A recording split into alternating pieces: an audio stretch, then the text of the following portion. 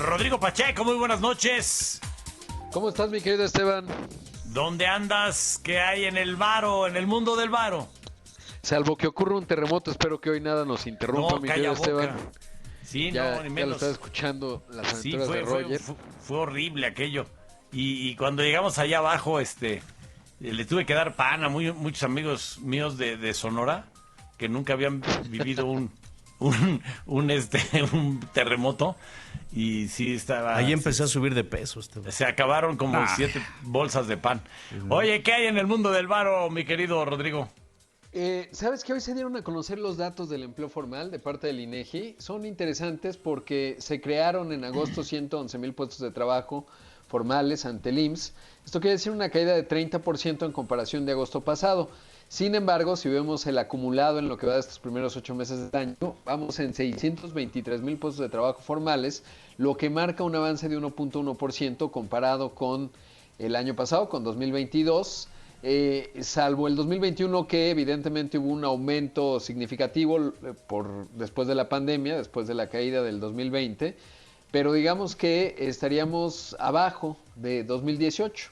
Entonces, bueno, pues ahí va la creación de empleo. Es interesante porque, de acuerdo a lo que reporta el INEGI, el IMSS en esta ocasión, pues el salario promedio es de 282 pesos con 60 centavos, que son el equivalente a unos 16,000 pesos.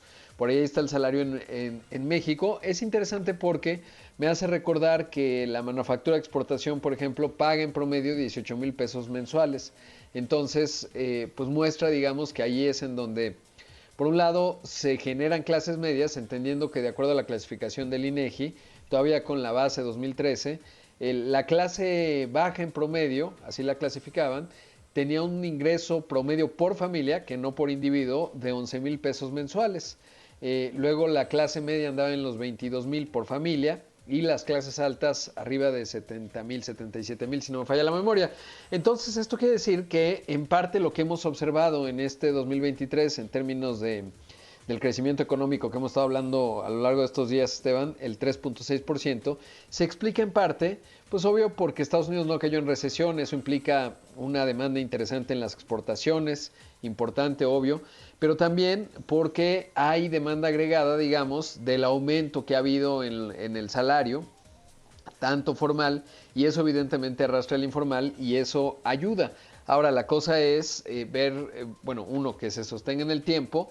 Hoy ya observamos que van cambiando las condiciones, por ejemplo, el tipo de cambio, desde que la Comisión de Cambios anunció que ya no iba a limitar o, digamos, disminuir las coberturas que se habilitaron de manera extraordinaria. O sea, sigue habiendo coberturas, pero se habilitó un mecanismo extraordinario a partir del 2020 y desde entonces el tipo de cambio se ha ido depreciando. Hoy arriba de 17,40, ya lleva una depresión de 3.8% si lo comparamos con martes de la semana pasada. Entonces, con todo esto decir que pues va bien la economía relativamente, pero pues ya se empiezan a dibujar algunos riesgos. ¿A qué se refiere el presidente en el informe cuando dice que prácticamente no hay desempleo?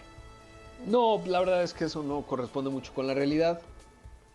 Digamos que el dato más reciente de la encuesta de ocupación y empleo, que mide formalidad e informalidad, pues habla de la desocupación abierta, ¿no? Y cuando tú tienes una economía que tiene eso es inmedible, de la informalidad, pues sí, no es Alemania, ¿no? O sea, uno puede decir el 2.7% de desocupación pues sí, pero ahí sí es real. es más bajo que el de Alemania.